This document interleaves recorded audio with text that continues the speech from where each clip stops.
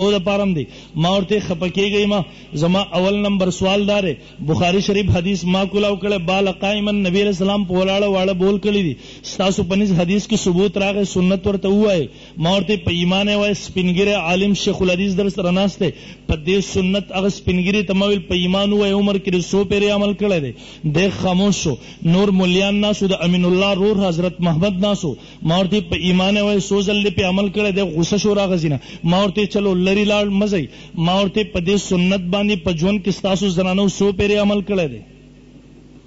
د داغه طرف نه غوسه شو ما ورته د غوسه خبره نشته زه ته پوس کوم کنه تاسو خو چې حدیث کې خبره رااله ثبوت راغی سنتیت په خپل باندې راغی اوس ماته عمل والا زه خو تاسو راوخی کنه ما وی چلو سلورم حدیث ما کولاو کو امام بخاری رحم الله نقل کړي کان یصلی فی مرابض الغنم نبی علیہ الصلوۃ والسلام د ګړو بيزو غوجل کې مونږ کړه ده ما ورته په عمر کې چرته جمعات په ځای غوجل تتلی ال ته مونږ کړه ده غوجل پیژنې کنه پیژنې دا د ګړي بيزې چې په کې ودرې مونږ غوجل وایو دیتا ما ورته کان یصلی فی مرابض الغنم ما ورته په دغه مرابض کې چرته مونږ کړه ده په عمر کې ده خاموش ما ورته ها ټیم نشته کې ما بتاو ست پنځل شل مثالونه بیان کړی وي ما عرض دا کو په دې ټولو احادیثو کې ثبوت شته خو سنتیت ما وی ها ستاسو د وابیانو رفع الیدین او په ولاړه باندې واړه بول کول دا یو حیثیت لري ما ورته ستاسو رفع الیدین او په پیزارو کې منځ کول دا یو حیثیت لري ما ورته ستاسو رفع الیدین او په مرابض الغنم کې منځ کول دا یو حیثیت لري ما ورته ستاسو رفع الیدین او په منځ کې ماشوم په غیږ کې راغستل دا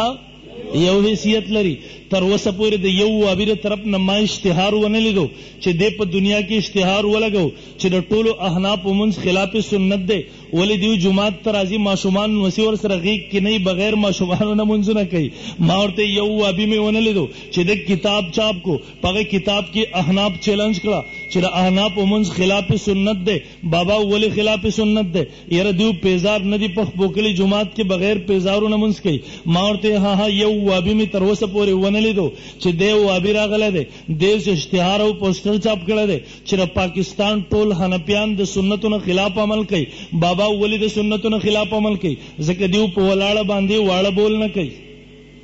ځکه دیو په ولاړه باندې تشم امتیازي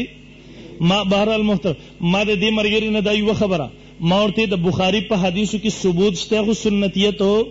نشته ما ورته مرګري ها ما ورته سنتیت تنن ثابت کې زبنن عمل شروع کما خو هان نبی علیہ الصلوۃ والسلام کړي دي حدیثو کې ردی خبره ذکر نشته چې همیشه کړي دي دا خو په ستر ځان نه پقي یو مسله د نبی علیہ السلام رفع الیدین کړي دي کنه دي کړي زمونږ خو دې کې اختلاف نشته مونږ وايي نبی علیہ الصلوۃ والسلام کړي دي څنګه چې په مانځ کې د خوب خبرو ثبوت شته خو ها روست من راغلی دا روست طبيعت ترک شوی دي څنګه چې په مانځ کې هغه د ماشوم په غیږ کې اغستو ثبوت شته خو روست راغلی همیشواله نه ده ثابت څنګه چې په پیزارو کې د مون ثبوت شته خو ها همیشواله نه ده ثابت څنګه چې په ولاړه باندې د واړه بولو ثبوت شته خو ها همیشواله نه ده ثابت د دې روز نه مونږ هغه ته سنت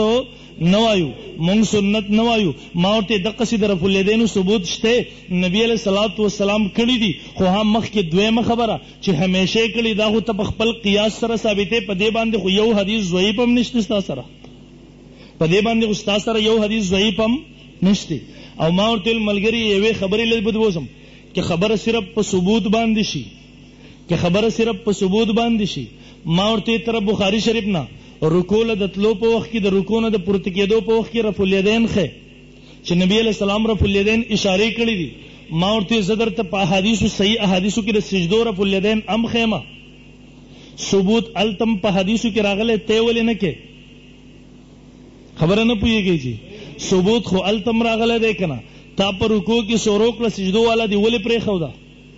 د ما ته بیا وای ما ته وای احادیثو کې د منسوخ لفظ خو دې چې د رکوع رفع الیدین منسوخ دي ما ورته ته په احادیثو کې د سجدو د رفع الیدین د لپاره د منسوخ لفظ خو دې چې دا منسوخ دي د ما ته وای ها ما ته وای ولې احادیثو